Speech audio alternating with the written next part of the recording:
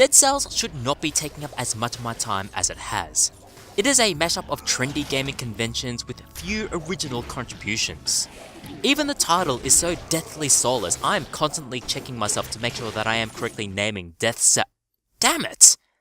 It is impossible to describe this game without sounding like a fantasy valley girl. Dead Cells is a roguelike, Castlevania-like, Dark Souls-like, whatever.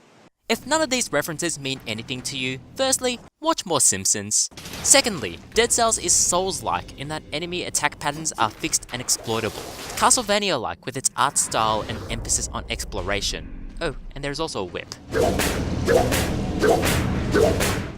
And roguelike because levels are semi-randomly generated and because death is permanent. The only things that persist between lives are the upgrades that you can purchase, such as damage boosts and the amount of times you can use your health flask. These can be purchased with the glowing blue orbs that drop from fallen enemies called cells. Dead Cells doesn't just wear its source material on its sleeve, it skins its source material and wears it in a suit like Buffalo Bill. So why am I still talking about and playing this highly derivative game? Because it executes on its mishmash of mechanics so well. It's patched these disparate mechanics into a cohesive whole that keeps you wanting to progress further and further. With every run, not only does your character get stronger, but you as a player get better at learning the environments and the enemies. Dead Cells is about mastering the game's mechanics and going for that one perfect run, and it is deeply satisfying.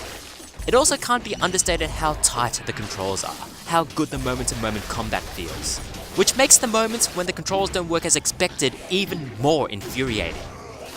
The game is still in early access, so by the time Dead Cells gets its full release, I expect to see animation priorities get tightened up, so that my character doesn't have a fixation on climbing chains. I also want to see balance improvements. Bows and shields are all but useless here, and as much as I love the electric whip and horizontal turrets, these are way too overpowered at the moment. But even in its current state, Dead Cells is an easy game to recommend. Much like its inspirations, it is easy to get into the game's flow, and once you're in, all you want to do is go for one more run.